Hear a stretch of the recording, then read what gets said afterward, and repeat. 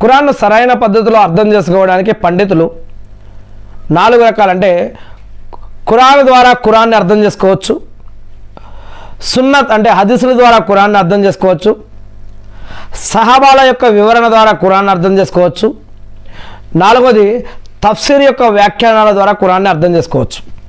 అస్సలాము అలైకుం వరహ్మతుల్లాహి వబరకాత్. ఔజు బిల్లాహి మినష్ షైతానిర్ రజీం. బిస్మిల్లాహిర్ రహ్మానిర్ రహీం. శాపగ్రస్తుడైన సైతాన్ బారి నుంచి సృష్టికర్త అయిన అల్లాహ్ యొక్క రక్షణ, అల్లాహ్ యొక్క సహాయాన్ని రక్షణ వేడుకుంటూ ఉన్నాను. ఆమీన్. అల్లాహ్ ప్రవక్త ముహమ్మద్ సల్లల్లాహు అలైహి వసల్లం పైన శాంతి సేవకాలు కురిపించడం వల్ల ఆమీన్. ఈరోజు మన యొక్క అంశం ఏమిటి అంటే ఇస్లాంలో ఖురాన్ని నేరుగా చదివి మనం అర్థం చేసుకోగలుగుతామా లేదా? 4 రకాలుగా ఖురాన్ని అర్థం చేసుకునేటటువంటి అవకాశాలు ఇస్లాంలో ఉన్నాయి. దీనికి సంబంధించి ఖురాన్లోని వాక్యాలను ఆయతులు అంటారు. ఖురాన్లో మొత్తం 114 సూరాలు ఉన్నాయి.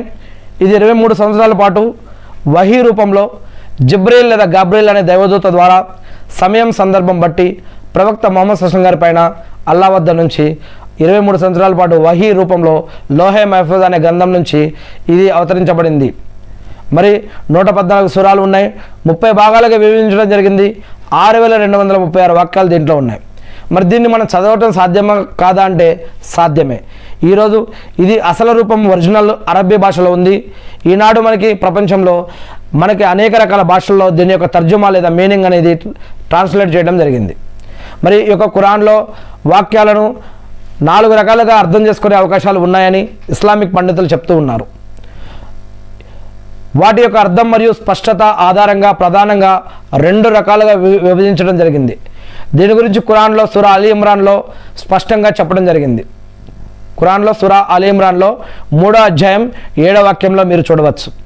ఇక ఖురాన్లో 2 రకాల వాక్యాలు ఉన్నాయి. ఒకటి ముహ్కమాత్ వాక్యాలు, 2 ముతషాబిహత్ వాక్యాలు. ముహ్కమాత్ వాక్యాలు అంటే స్పష్టమైనవి, ముతషాబిహత్ వాక్యాలు అంటే అస్పష్టమైనవి లేదా పోలికలు ఉన్నవి. అంటే ముహ్కమాత్ వాక్యాలు అంటే ఇవి ఖురాన్ యొక్క పునాది వంటివి. వీటి యొక్క అర్థం చాలా స్పష్టంగా, సూటిగా, ఈజీగా అర్థమవుతుంది. వీటిని అర్థం చేసుకోవడానికి ఎటువంటి వ్యాఖ్యానాలు అవసరం లేదు. ఉదాహరణకి నమాజు స్థాపించండి, జకాత్ ఇవ్వండి, అబద్ధం ఆడకండి, తల్లిదండ్రులను గౌరవించండి, ఇటువంటి హదీసులు ఉంటాయి అన్నమాట. ఇటువంటి వాక్యాలన్నీ ముహ్కమాత్ వాక్యాలు అంటారు.